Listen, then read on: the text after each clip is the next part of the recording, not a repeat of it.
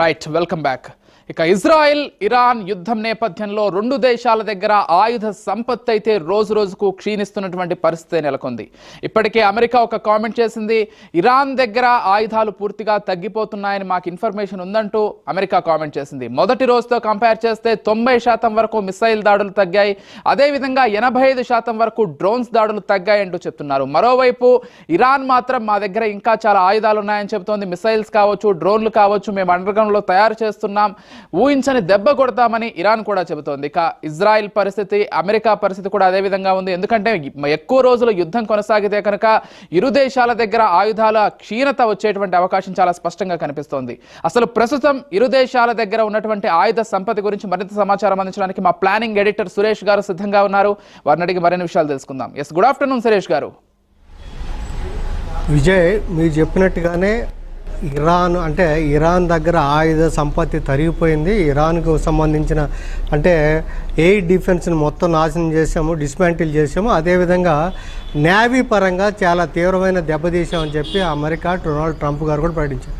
కానీ ఇరాన్ ఇవాళ మళ్ళీ ప్రకటించింది, మీకు ఏదైతే జలసంధి ఉందో, హార్మోజ్ జలసంధి ఉందో, ఆ జలసంధిలో ఒక షిప్ ఆయిల్ ట్యాంకర్ మీద మేము దాడి చేశాము. అంటే మా పట్టు అనేది దాని మీద హార్మోజ్ జలసంధి మీద తగ్గలేదు, మీరెవరన్నా మాకు ఆంక్షలకు విరుద్ధంగా మీరు ప్రయత్నిస్తే వాటిని కూడా ముంచివేస్తాము, పేల్చివేస్తామని చెప్పని ఇరాన్కు మన హెచ్చరిక జారీ చేసింది. అయితే ఇజ్రాయెల్ ఎంత అత్యాధునిక ఆయుధాలని ఈ యుద్ధంలో వాడింది, ఆయతుల్లా ఖొమైనీ హతం చేయడానికి ఏ ఆయుధం వాడిందనే సమాచారం వెలుగులోకి వచ్చింది. ఇప్పుడు వాస్తవంగా ఏంటంటే యుద్ధం రెండో దశలోకి ప్రవేశించిందని ఐడిఎఫ్ఏ ప్రకటించింది, ఇజ్రాయెలే ప్రకటించింది. ఏంటంటే నిన్న ఒక్కరోజే 50 ఇజ్రాయిల్ జెట్స్ వాళ్ళు ట్వీట్ చేశారు, 50 ఇజ్రాయిల్ జెట్స్ గగనతలంలో ప్రవేశించి underground bunkers, underground missile, ఇరాన్లోని మిసైల్ సిటీస్ మీద మనం అనుకున్నాం, ఆ మిసైల్ సిటీస్ మీద దాడి చేస్తున్నట్టుగా నిన్న ఒకచోటే 50 జెట్స్ వచ్చి ప్రయోగించినట్టు చెప్పారు. అయితే ఆయతుల్లా ఖొమైనీని సుప్రీం లీడర్ 36 సంవత్సరాలు నిరాఘాటంగా పరిపాలించిన ఇరాన్ సుప్రీం లీడర్ ఎలా హతం చేశారన్న దానికి ఐడిఎఫ్ నుంచి ఇతరత్ర నుంచి కూడా సమాచారాన్ని ఇప్పుడే లీక్ చేశారు. దాని ప్రకారం బ్లూ స్పారో, నీలం పిచ్చుక, మనకు తెలుగులో నీలం పిచ్చుక, బ్లూ స్పారో బ్యాలిస్టిక్ మిసైల్. ఆ బ్యాలిస్టిక్ మిసైల్ ఏంటంటే 1240 మైళ్ళు ప్రవేశిస్తుంది. విజయ్ గారు, ఇందులో చాలా ఆసక్తికరమైన విషయం ఏంటంటే మధ్యలో మనకు రాడార్ ఉంటుంది. ఆ రాడార్లో మనకి ఎక్కడన్నా ఏ దేశమైనా కానీ ఏదైనా వస్తే ఇంటర్సెప్ట్ చేయడానికి రాడార్. అందుకని ఇది ఏదైతే బ్లూ స్పారో అంటున్నారో, ఈ blue sparrow F-15 fighter jets Israel వాళ్ళు ప్రయోగిస్తే అది ముందు అంతరిక్షంలోకి వెళ్తుందంట. అంతరిక్షంలోకి వెళ్ళి మళ్ళీ టార్గెట్ని లక్ష్యం చేసుకొని ఎక్కడైతే అక్కడ ఖొమైనీ బిల్డింగ్ మీద, కరెక్ట్గా ఖొమైనీ బిల్డింగ్ మీద పడిందంట. దానివల్ల వాళ్ళు ఇంటర్సెప్ట్ చేయడానికి కూడా అవకాశం లేకుండా లక్ష్యాన్ని ఛేదించారు.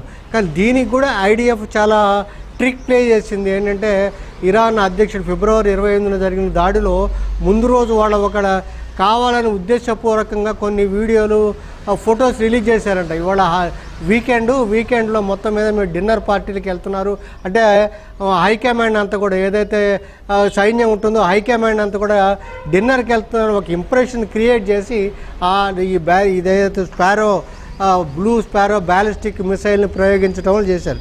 అయితే ఇరాన్ కూడా మళ్ళీ నిన్న యునైటెడ్ అరబ్ ఎమిరేట్స్ మీద 9 మిసైల్స్ని ప్రయోగించింది, ఎందుకంటే అమెరికా స్థావరాల మీద. అదేవిధంగా 240 డ్రోన్స్ ప్రయోగించింది. కాకపోతే మధ్యలోనే ఇంటర్సెప్ట్ చేశారు. ఎక్కడికక్కడ కూడా మళ్ళీ ఇరాన్, అదేవిధంగా ఇజ్రాయెల్ మీద కూడా ఇరాన్ డ్రోన్స్, మిసైల్స్ ప్రయోగిస్తుంది వాటిని.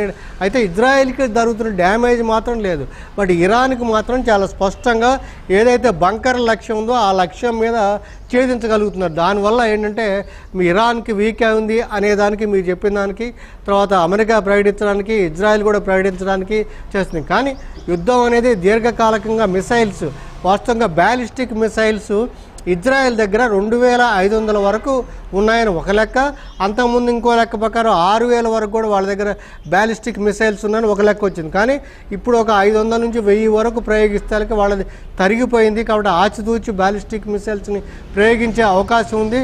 అందుకే నేవీ పరంగా చూస్తే ఇది చేసాము, ఈ రకంగా చేసాం. కాబట్టి వాళ్ళని ఆయుధ సంపత్తి పరంగా ఇరాన్ని అంటే నిర్వీర్యం చేయడం, ఆ రకంగానే యుద్ధం ఆగుతుంది, అందుకనే దీర్ఘకాలిక యుద్ధానికి సిద్ధం అనే సంకేతాలని అమెరికా ఇటుపక్క ఇజ్రాయెల్ ఇస్తుంది. ఇజ్రాయెల్ మాత్రం లెబనాన్ మీద మళ్ళీ అట్లా వేస్తూ వస్తుంది, ఆ దేశం నుంచి వస్తుంది. మనకి ట్రంప్ గారు మళ్ళీ కొత్తగా క్యూబాన్ రంగాన్ని తీసుకొచ్చి తదుపరి లక్ష్యం అంటే ఇరాన్ను ఒక రకంగా మేము డిస్మాంటిల్ చేసాము, ఆ రకంగా చేసామని చెప్పి అంటున్నారు. అయితే ఇందులో చాలా కీలకమైన విషయం ట్రంప్ గారు అడుగుతుందంటే, ఇప్పుడు ఇరాన్ సుప్రీం లీడర్ అయతుల్లా ఖొమైనీకి ఆయన కుమారుణ్ణి ఎంపిక చేసే అవకాశం ఉంది అని చెప్పి వార్తలు వస్తున్నాయి. క్లెరిక్ ఏదైతే ఉందో వాళ్ళందరూ కూడా అసెంబ్లీ ఎక్స్పర్ట్స్ ఎవరైతే ఉన్నారో 88 మంది మత గురువులనండి వాళ్ళ అది ఎంపిక చేశారు, వాళ్ళ కుమారుడిని ముస్తఫా ఖమైనీ కానీ వచ్చింది. అయితే ట్రంప్ గారు దానికి అంగీకరించట్లేదు. కాబట్టి ఇరాన్ ఎంతవరకు దానికి ఈల్డ్ అవుతుంది, కానీ వాళ్ళకి పేరు సజెస్ట్ చేయాలి. ట్రంప్ గారు చెప్తున్నారు మేము ఒక గుడ్ నేమ్ సజెస్ట్ చేస్తాము, ఎందుకంటే గతంలో అంతా కూడా ఈవిల్ చరిత్ర, ఆ చరిత్ర అంతా కూడా మీకు అంతరించిపోయింది. కాబట్టి మీకు మంచి ఇరాన్ ఉండాలంటే మేము సజెస్ట్ చేసిన వాళ్ళని ఎంపిక చేసుకోవాలనుకుంటున్నారు. దాంతో అదొక చర్చ అయితే జరుగుతోంది. విజయ్ గారు. ఎస్, అంటే సురేష్ గారు, ఆయుధాల గురించి మనం ప్రధానంగా చూసుకున్నట్లయితే ఇప్పటికే ఇటు ఇజ్రాయెల్ దగ్గర కావచ్చు, ఇరాన్ దగ్గర కావచ్చు, మొదటి రోజు యుద్ధంతో కంపేర్ చేస్తే చాలా వరకు ఆయుధాలు తగ్గిపోయాయని చెప్పుకోవాలి. అమెరికా కూడా కొంత పూర్తి స్థాయిలో రంగంలోకి దిగి అక్కడి నుంచి ఆయుధాలు సరఫరా చేస్తున్నప్పటికీ వాళ్ళకు కూడా ఆయుధ సంపత్తి తగ్గినటువంటి పరిస్థితే కనిపిస్తుంది. ఈ నేపథ్యంలో ఇంకా ఎన్ని రోజులు ఈ ఇరు దేశాలు నిలదొక్కునేటువంటి పరిస్థితి ఉంది? మిజైల్స్ విషయంలో, లేకపోతే డ్రోన్ల విషయంలో, లేకపోతే ఇతర ఆయుధాల విషయంలో ఎన్ని రోజులు నిలదొక్కునేటువంటి అవకాశం కనిపిస్తోంది సురేష్ గారు?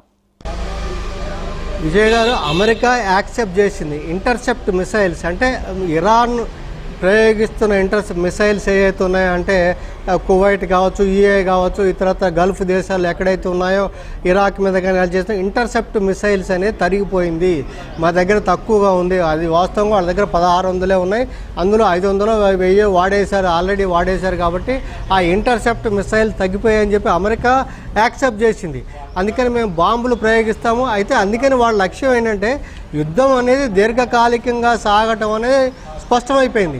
సో అందుకనే ముందుగా ఇరాన్ని ఎంతవరకు ఆయుధ సంపత్తి పరంగా నిర్వీర్యం చేయడం అనే లక్ష్యంగా చేసుకొని ఈ ballistic missiles, under ground missile cities ఉన్నారు, దాన్ని టార్గెట్ చేసుకొని నిన్న ఒక్కరోజే 50 జట్లు వచ్చి అక్కడ బాంబులు వేసి ఐడిఎఫ్ రిలీజ్ చేసింది, ఒక వీడియో రిలీజ్ చేసింది ఆ అండర్ గ్రౌండ్ బంకర్లు ఎలా చేశారో.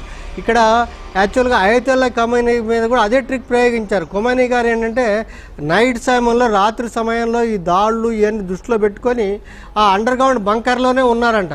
కానీ పగల టైంలో కావడంతో ఆయన వేరే చర్చలకు రావడం, దాన్ని లక్ష్యంగా చేసుకొని అక్కడే ఇంటి మీద ప్రయోగించడం. ఆ ఇంటి మీద ఇప్పుడు ఆ కాంపౌండ్ కానుకొని ఇప్పుడు ఈ అండర్ గ్రౌండ్ బాలిస్టిక్ మిసైల్ ఏదైతే ఉన్నాయో, మిసైల్ సిటీస్ ఉన్నాయో దాని మీద దాడి చేస్తున్నారు. కాబట్టి ఇటుపక్క ఇజ్రాయెల్ దగ్గర తరిగిపోయాయి, అటు అమెరికా దగ్గర తరిగిపోయాయి, ఇరాన్కి తరిగిపోయాయి.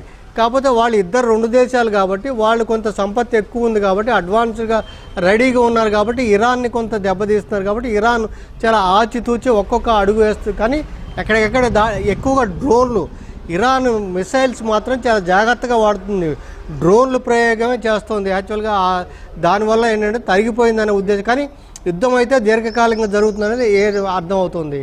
విజయ్ గారు. థ్యాంక్ యూ సురేష్ గారు. రైట్, మొత్తంగా యుద్ధ ప్రభావం మన దేశం పైన కూడా డైరెక్ట్గా పడుతున్నట్లుగా స్పష్టంగా కనిపిస్తోంది. ఎందుకంటే మనందరికీ తెలిసిందే, మధ్యపాశ్యం నుంచి అంటే మిడిల్ ఈస్ట్ నుంచి మనమంతా ఇక్కడ ఉన్నటువంటి డ్రై ఫ్రూట్స్ కావచ్చు, లేకపోతే